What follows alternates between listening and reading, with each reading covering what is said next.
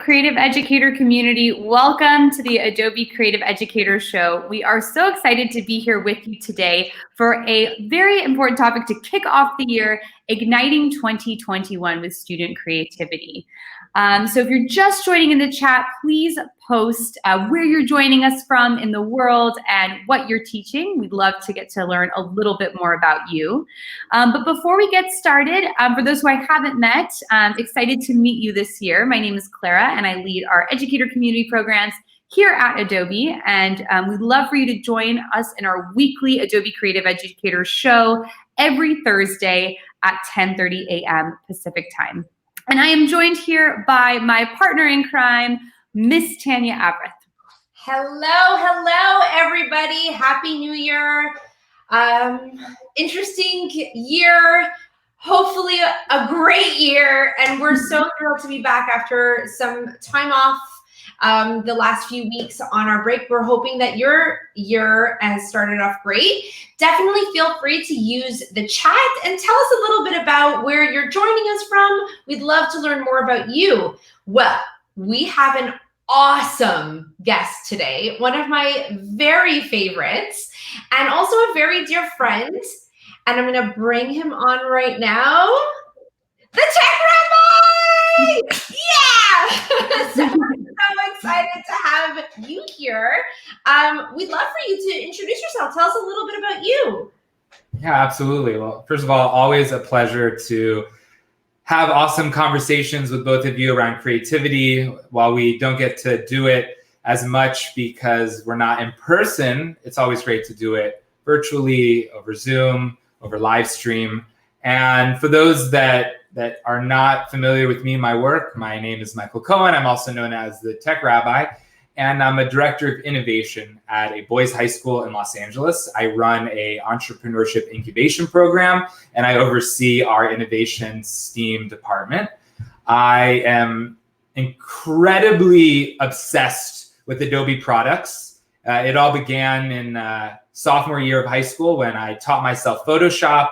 This was before Google. There might have been a Photoshop for Dummies, but it was this moment where I felt empowered to be creative. And over the years as a creative director, a designer, then turned educator, and then the journey of me not just being a designer and using tools, but being able to empower students, starting in higher ed. I started teaching at Fashion Institute in downtown Los Angeles. I was teaching adults how to be great designers. And as I tried my best to teach younger and younger students the power of design software to give yourself a voice, to be able to express yourself, one of my claim to fame is teaching fourth graders how to learn Photoshop, which is almost as painful as a root canal sometimes.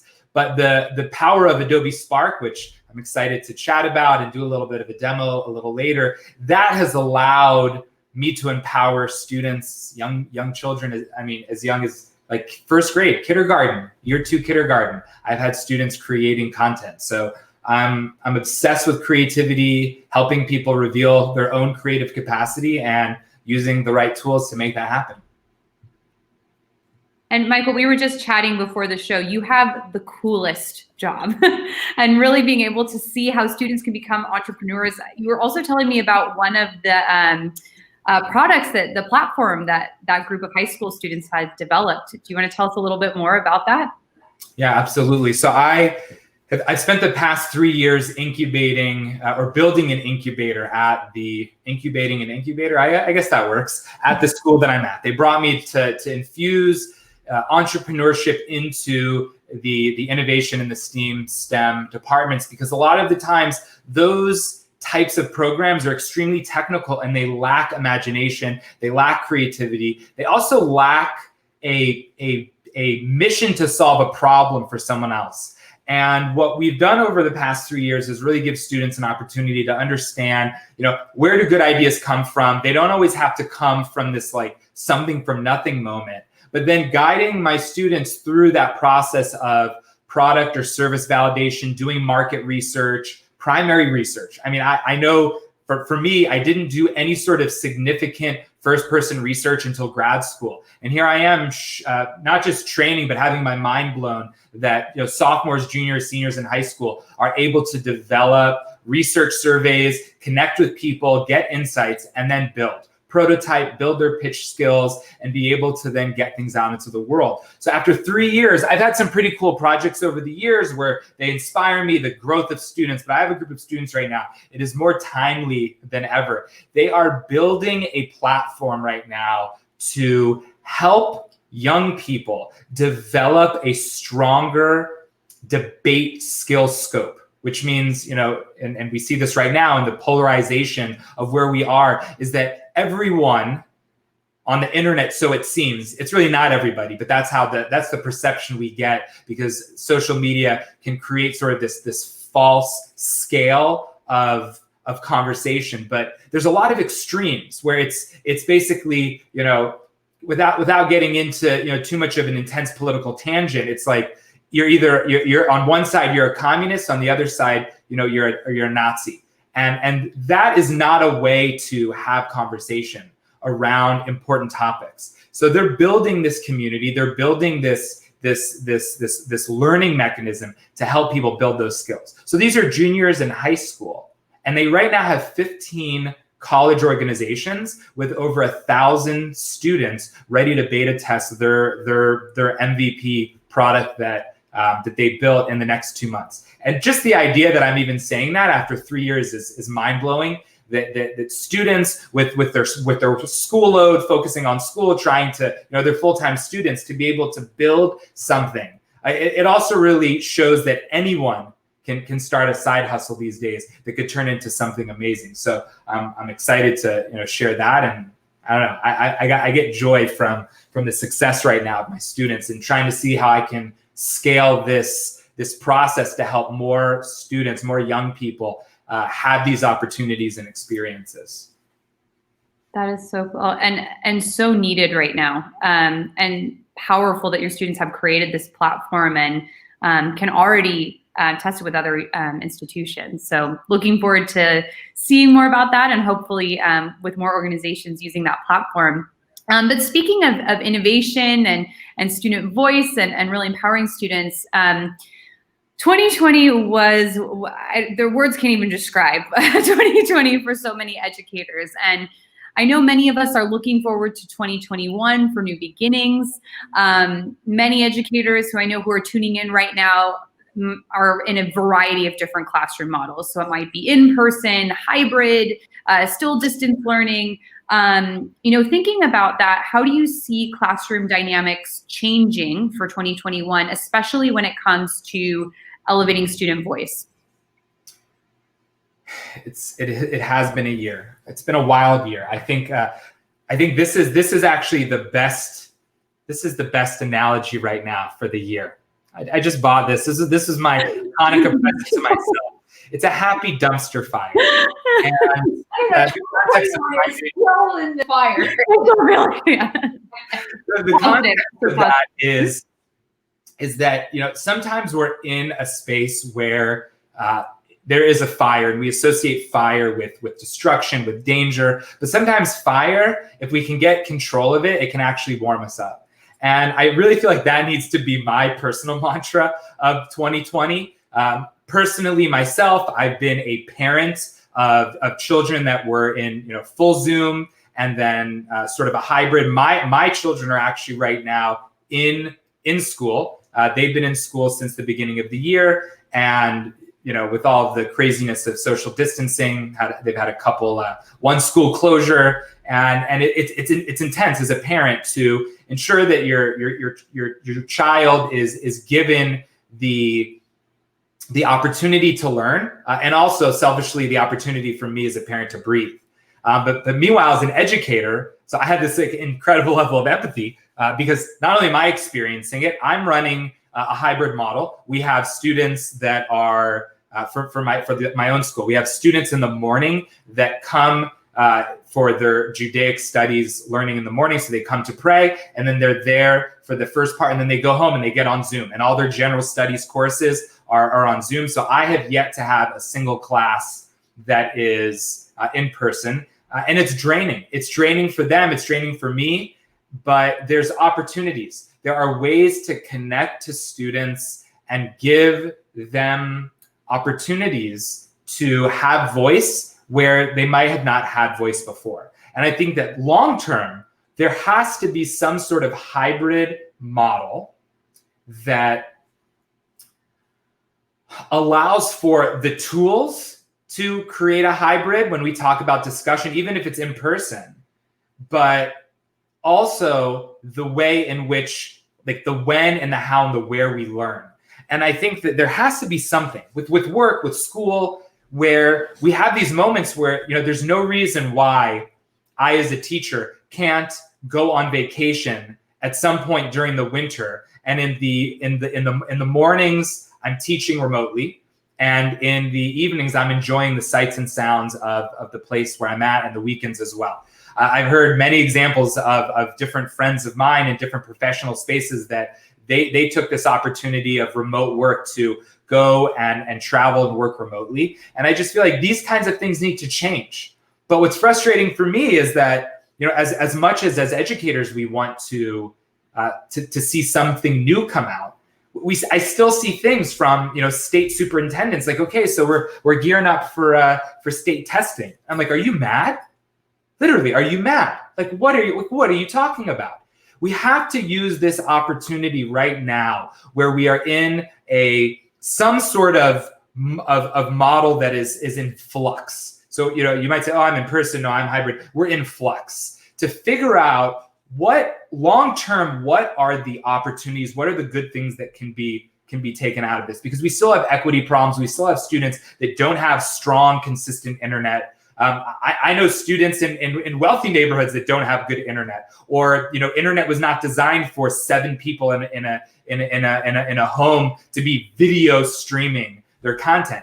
That's upload speed. We all have fast download speed, but our upload speed for most of us, we don't have fiber. We're not running it at even thread, and it's difficult. So we can't just say like half remote or things like that. We have to find, this year is going to be that shift where vaccine's going to come, the pandemic is going to subside. I don't know if it'll end. I really don't. I mean, it doesn't seem like there's an end in sight, but it could subside in a way where we can start to function again. But we have to look at, we have to analyze, and each school, each community has a different analysis, but we have to look at, well, what was the good? What allowed students to not just sit in the back of the room and not just like never be called on, didn't want to be called on because they're introverted and their anxiety skyrockets anytime they're put on the spot. But the moment that they can communicate via text in a chat, like they won't shut up. And you're like, oh, wow, I never knew that student had so much to say. They just are dreadfully fearful of in-person discussion, being on a podium, kind of, so to speak. I couldn't agree more with you in terms of like looking at the good, because I think, I love that you're such an optimist. You're definitely a half full kind of person, because yes, of course, this year has definitely been the dumpster of years, but there definitely has been a need to really accelerate a lot of the technology, the thinking around like really strong teaching and learning and pedagogy that honestly, like, obviously, like I've known you for many years. I think I met you in like 2012 or 2013, that we've, been going to conferences and having conversations within the hallways about for many, many years. And I think that it's definitely going to make everybody really reconsider how we will go back to a new normal. And that's what this will be, a new normal. With that being said, I love the work you do around creativity and creative thinking. It's definitely so on brand with, with the work that we do here at Adobe. And I'm curious, like, what do you think are some ways that educators can approach creativity across the subject areas in different learning environments as we head into this new school year? Like now that we're no longer in this, well, hopefully, I really pray for teachers that they're no longer in just survival mode, that we're moving into like that thrive mode in this environment. And I don't mean to take away the fact that this is hard, but as we get more comfortable with the technology, where do you see things going? You're spot on. Look, teaching was hard in 2019. The pandemic, of course, has 10x'd, to borrow some startup jargon. Like it's insane, the intensity. But there is an opportunity here for us to really look at ways to re-engage our students, because so many students have disengaged. They've disengaged, and there might not be a way to fully engage them again. In some ways, in some of the contexts of how we learn and what we learn, and we see ways that technology has shown us, some of the, I don't even know what the word is, but just this overemphasis on testing and on evaluation of just sheer knowledge, brain storage, right? Like just, that, like how many times do I not know something, and before you can even finish wondering like what it is, I've already found it on Google. Like I'm a master searcher. I may not be the one that, has memorized everything that I've ever encountered. But I think that teachers need to look at these evergreen, these evergreen, but really emphasize now more than ever skill sets. And you look at like the World Economic Forum, the skill scope that they're looking for in professional skills that are beyond the scope of the standard, right? Like what makes someone shine? And I have been spending a tremendous amount of time, whether it's in creating, collaborating, with the awesome folks at Google, yeah, not yet, but Adobe, the projects that I worked on in the summer with Adobe, really trying to build a very clear scope and sequence of how creativity can be expressed and how product can be created. So I think that was something that was an incredible thing to see, like how well it can fit into the traditional mode of, okay, students are going to learn this subject. This is classic. This is part of the curriculum. This is part of the skills that they need to know. And then how can an Adobe product amplify the personality and the uniqueness around expressing and informing with that content. But then there's this look at marketing, for an example, the communication skills, whether it's verbal, whether it's visual, written communication, copywriting, creating advertisements. So if you run a company like that, that's a high paying field. And you can make a lot of money if you understand how to market for companies. Now, when you're a marketer, you're not obsessed with every single client's content. That like you don't care about that. You have a skill set where you're able to look at that content, analyze it, familiar yourself with it, and then you are able to then craft the best clarity and expression for that company's message, product, information, etc. So I think that that's kind of a way that school needs to shift, where we're looking at these skills, but we're trying to attach it to the real world, not in the exact experience, but just the context of, these skills are really important to be successful in business. And you don't have to love the content. So if we're doing projects around Shakespeare, or we're doing it around some sort of historical content in our history class, we don't have to be obsessed with the content to build our skills that are future business focused skills to be able to best express information, so you carry those skills with you. So I hope that made sense, besides for my weird Freudian slip, or maybe it was prophetic that Google's going to be emailing me. We're a Google partner. Like we all work together. We're all friends. No, and I totally hear you on the importance of skills. I mean, this is something I've been saying for so long. I that's why I love the ISTE standards. I love the idea of like really focusing on how we're developing our literacy skills in various ways. So that makes so much sense. Yeah, absolutely. And speaking of, some of those opportunities to give students a tie-in to, authentic experiences in the real world, I know you have a lot of resources that you share on social media and on your blog and at different conferences. I've seen you speak many times, and it's always great that educators can walk away with something that is practical for their classroom with specific activities. And I think, so for every live stream show we do, we have the define, create, and reflect portion. So why don't we dive into create, and Michael can walk us through a specific activity that educators can use in their classrooms. So Michael, I'll hand it off to you, and then I'll also post the link to the resource that you're going to be sharing. Yeah, absolutely. So I'm super blessed to be able to collaborate with many schools, many ed tech companies, and I will share. And this is honesty. So it's not just like, oh, I'm on the Adobe Live show. There are a lot of companies that are sharing resources, and a lot of them are, and I would say majority of them are, they're authentic, teacher created content it's just real, and it's leveraging those products. But what I've seen Adobe do since this pandemic to organize and create a library of, I need this topic, I need this grade level. I'm obsessed with the Learning Exchange and with the distance learning landing page, and of course, I'm grateful that many of my lessons are on that. And one of them, I feel it's timely. I sort of went back and forth. Is this is this the best lesson to be sharing right now, given the intense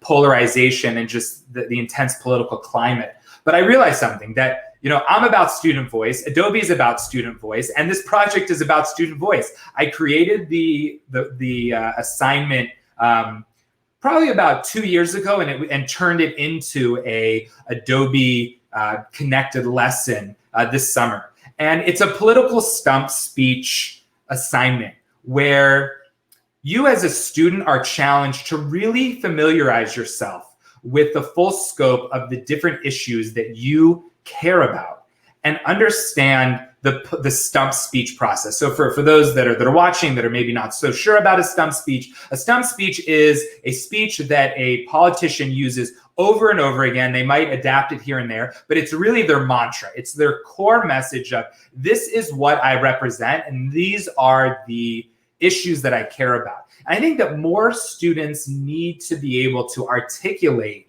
the reasoning and the justification and the importance, not just for themselves to really internalize, but the idea that you can storytell and share with others. And I love Adobe Spark Video because it is so simple. And while that can be viewed as a limitation, it's limited by design. And the way in which you go through this, it's quite simple. You have limited layouts, but it's all about visual expression. So whether you're bringing in an icon from the icon library, or you're bringing in a video or a photograph, it's about amplifying the message that you're narrating. So of course, this all starts with script writing, which ties in beautifully in the English and Language Arts curriculum. They're building their communication skills. They're understanding the sequence. They're understanding introductions and topic sentences and all the great things with writing. But this writing is going to be more than just a 5-paragraph essay. How many of those are students going to write in their school career? It's about being able to build additional communication skills, to be familiarized with information, to have that confidence when speaking, and to do it young so that you don't stay in that realm of discomfort when we talk about sharing your voice, being able to speak confidently and clearly around things that you want to share about, and really be empowered. And you go through, this is already created. I'm a little nervous because I don't want to mess it up, because it is a live and living assignment that others are getting access to. But the way that this process works is that you basically have an opportunity to bring in different objects, whether it's an icon, whether you're bringing in a background image, as I said, and you have this record button. And it's just about building out that story. One of the things that I love about Adobe Spark Video is that they really emphasize small chunk recording, which means that you are not able to record more than 25 to 30, I can't remember the exact number, seconds per slide. And it's about really making sure that what you're saying is concise, but also teaching you to break things up so you don't have to take 6, 7, 8, or take 20 because you can't get that super long statement perfect in one shot. And it brings you through. You can actually pick a theme, and it actually tells you like what should be here, and it guides you through with keywords on each slide. So you bring through this process of being able to share a visual, being able to amplify it with the power of voice and the power of visual put together. And then this is something that you can share on social media, because we tend to think of social media as this place where we share our cafe latte or share our beautiful life, or we share really angry rants on Twitter. But for students, they have to know that they can create content that is going to allow their voice to be heard, but in a much deeper way than 280 characters or a singular Instagram picture. And I think that once again, it goes back to how are we building students' skills that are evergreen and future focused, their communication skills, their organization and planning skills, their critical thinking skills, being able to understand audience and others and impact, which ties into empathy, all while creating and using technology tools that are also extremely beneficial. Adobe is a professional grade software that many millions of different professionals are using the software. And the fact that Adobe Spark it's raising the bar of creation, but it's lowering the entry point. That's how I like to describe it. So being able to know for students that like, this isn't some like random school platform that like you're going to use in 5th grade and never use again. This is something that you could use all the way through college into your first career move and be that design software for you to create content that can impact others. And then once again, always staying true with what the teachers need, which is don't forget coverage. Don't forget that I need to learn about this content. Well, let them present that. Let them be able to share that, and let them be able to tie the skill, the technical skill and those soft skills into the content that's being created. And it's simple. I think Adobe Spark Post, which is really my go-to app these days, is a little bit more technical, but super robust.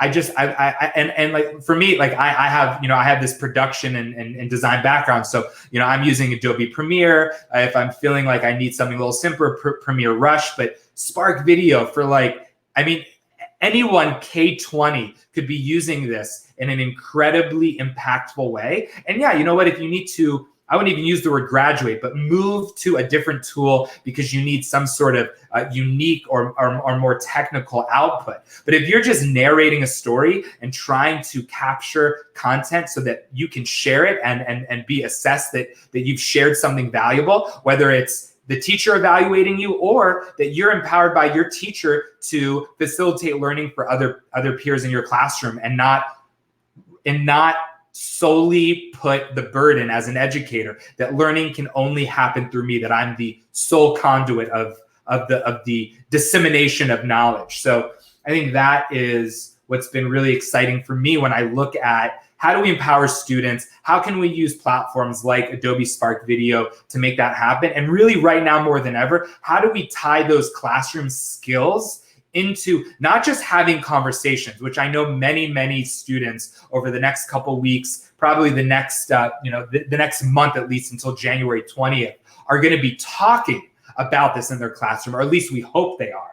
But how can we let them express themselves and build that capacity instead of just being in a sort of a moment of we're talking about it and then that great conversation just sort of moves up and out of the room when we leave. Yeah, and thank you for sharing this. And I'm excited for educators who are tuning in to try it out in their classes and have students, create Adobe Spark videos. And Michael, I love how you shared how it really is the professional grade solution to videographers, designers, digital artists. And so giving students those tools really sets them up for success, within business. and just within the workplace in general. So it's amazing to see what students can create with Adobe Spark Video. So I posted that link, but I'll post it here one more time. Political Speech EDU, bit.ly/political speech edu. Check out that Adobe Spark Video activity to share with your students. And I'm going to leave everyone with a reflection question. So if you're just joining in and you're in the chat, whether you're on YouTube or Facebook or Twitter, share with us, what are your creative goals for 2021? We'd love to learn, what you have planned for your students and how you'll be, infusing creativity in your classroom and highlighting student voice. And ultimately, if you have student examples from that activity, please share it with us with hashtag Adobe EDU Creative. And there's one other resource I want to share with you before I close out the show for today.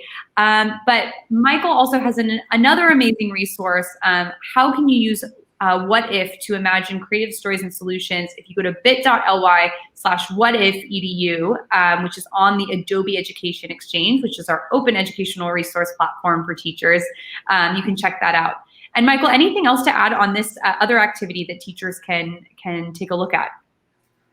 Well, I love the what if statement because it opens up wild brainstorming and embraces wild ideas. And it's really encouraged to start that route because that gives you the comfort and the experience of sharing, because we're nervous sometimes. Like we want to share something, but we're worried, like, are people going to think it's bad or just it's not interesting? And so we're more reserved. So being able to build that capacity of just sharing that, but the what if is meant to brainstorm, to stimulate, to do something, to act on it. I think right now, the world that we live in is going to have these young people take over.